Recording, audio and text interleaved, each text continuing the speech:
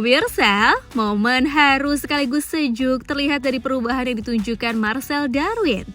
Hadir dalam podcast Tengku Wisnu, Marcel menceritakan tentang awal mula dirinya memutuskan untuk menjadi mu'alaf.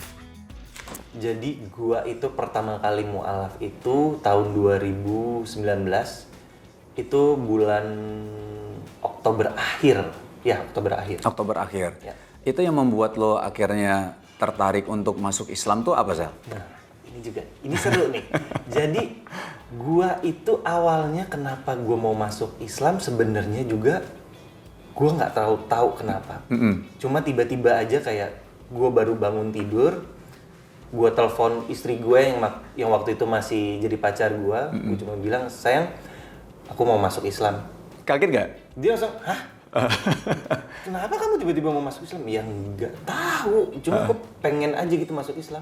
Bukan pengen belajar dulu, nggak ada kayak gitu? Enggak. Langsung tiba-tiba pengen masuk Islam? Pengen masuk Islam, langsung kayak gitu. Terus dia bilang, "Yakin?" Yakin? Beneran?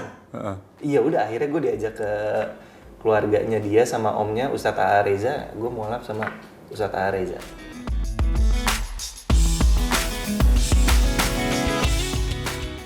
Jika beberapa orang yang memutuskan untuk mu'alaf mendapat hidayah melalui mimpi atau masukan dari orang lain, Marcel dalam podcastnya bersama Tengku Wisnu justru mengaku jika ia tak mendapat hidayah melalui mimpi. Keinginannya untuk mu'alaf terjadi begitu saja, yang sempat menjadi pertanyaan bagi istri yang dulu masih berstatus kekasihnya. Kalau ditanya ada mimpi atau apa, gue nggak ada mimpi sama sekali. Sama sekali nggak ada ya? Mungkin kalau banyak orang di luar, gue nggak pernah tahu ya di luar sana tuh orang tiba-tiba mualaf tuh kenapa? Mungkin ada yang dikasih mimpi juga, mungkin ada yang dikasih dengan kayak ada yang dikasih sakit lah atau ngobrol sama siapa tiba-tiba mau masuk Islam. Nah, kalau di gue tuh sama sekali nggak ada seperti itu. Jadi gue mungkin ngambil kesimpulannya setelah gue banyak ngobrol sama orang. Ini kayaknya nih, ini namanya panggilan.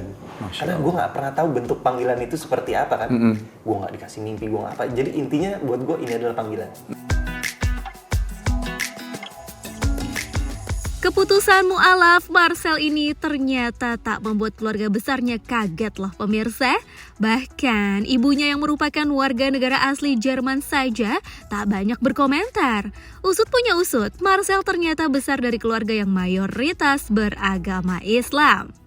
Gimana keluarga? Maksudnya kan kaget juga tiba-tiba lo, apalagi mungkin ngelihat lo juga nggak ada yang mungkin pengen belajar atau apa, tiba-tiba masuk Islam. Lo bilang nggak sama orang tua? Ya, yang pasti pas itu gue bilang sama nyokap gue, "Ma, aku mau masuk Islam." Oh ya udah, nyokap gue karena nyokap gue bule dan nyokap gue tuh santai banget. Oh ya udah, mau masuk Islam nggak apa-apa.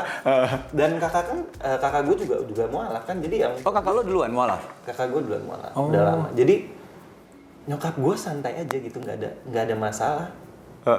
Kayak digampangin aja gitu. Dan keluarga besar gue pun juga menerima gue dengan baik, jadi nggak ada masalah sama sekali di situ. Iya. Dan yang tadi kita cerita sedikit ya, memang keluarganya Marcel itu banyak yang Muslim juga ya, Sel ya? Banyak yang Muslim juga, banyak yang Kristen juga. Iya. Semua rata lah. Jadi memang kalau misal Lebaran lu udah nggak asing lagi ya? Sudah Idul Fitri, Idul Adha itu nggak asing lagi ya? Betul.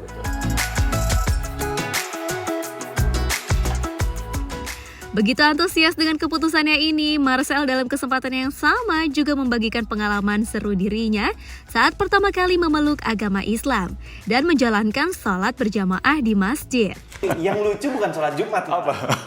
Pertama kali gue mau sholat maghrib di masjid? Iya, di masjid, di musola. Jadi, guru gue itu kan adalah istri gue kan. Semua gue diajarin sama dia. Waduh. Nah, dia ini selain konsultan keuangan. Iya, betul. Semua paket komplit lah. Paket komplit ya. Dia ini nggak ngasih tahu gue kalau sholat jamaah itu kita harus rapet. Ya terus gue udah kebayang gue. Tiba-tiba pas lagi jamaah, gue mencar sendirian nih di pojok. Tiba-tiba ada orang narik. Pas sini mau sholat jamaah kan? Iya. Nggak apa-apa Pak, saya di sini aja. Bapak di situ. Enggak di sini nggak boleh ada. Enggak Pak, saya di sini aja. Saya mualaf Pak, nggak apa-apa Pak. Saya takut salah. Gue ngomong begitu sama dia, enggak gini. Memang kalau sholat jamaah itu harus rapat. Kalau enggak, ada setan ya kan? Iya. Ada yang memisahkan antara itu gitu. Iya. Nah, dalam hati gue, kok nih Nabila kenapa nggak ngasih tahu gue ada hal-hal seperti itu gitu loh. Kamu belum bilang ya? Emang Waktu itu lagi pandemi, jadi nggak pernah sholat di luar. oh. Sekalinya keluar, gue mau coba jamaah. Oh, lu nggak gitu alasan, lah. Pak ini lagi pandemi Pak. Jadi nggak boleh deket-deket Pak. Gitu. Di otak gue nggak ini pandemi. Enggak Pak, saya mualaf Pak, saya takut salah. Gue selalu begitu.